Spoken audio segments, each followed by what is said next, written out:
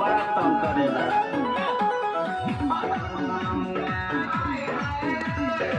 तिरछी नजरिया आधी रात ले बतियावे हाल चाल के बहाने। आधी रात ले बतियावे हाल चाल के बहाने। तो गलिया कटले रे सखी, गलिया कटले बाबलमुआ वीडियो कॉल के बहाने। तो गलिया कटले बाबलमुआ वीडियो कॉल के बहाने। गलिया कटले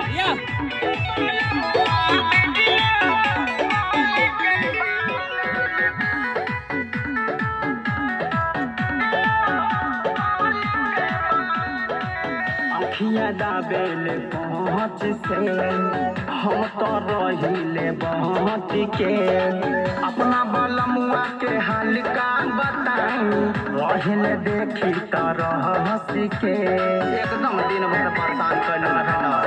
सुनो अखिया दाबेल पहुँच से हम तो रहिले पहुँच के। अपना बलमुआ के हाल का बताई रहिले देखी तरह हंस के। लाली बाले निहारे लेउराती में अनार। गलिया कटले रे सखी, गलिया कटले बाबलमुआ वीडियो कॉल के बहाने। गलिया कटले बाबलमुआ वीडियो कॉल के बहाने।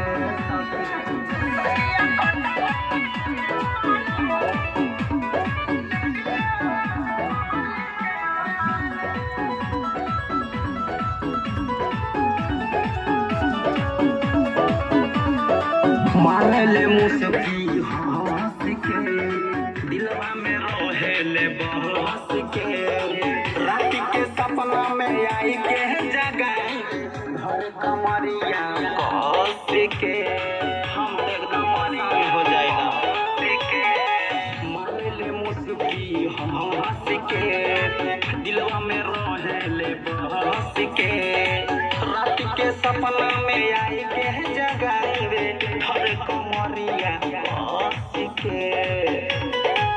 बीज सरग मरी सुबात करेले जाई के सिवान। तो गलिया कटले रे सखी, गलिया कटले बाबलमुआ वीडियो कॉल के बहाने। तो गलिया कटले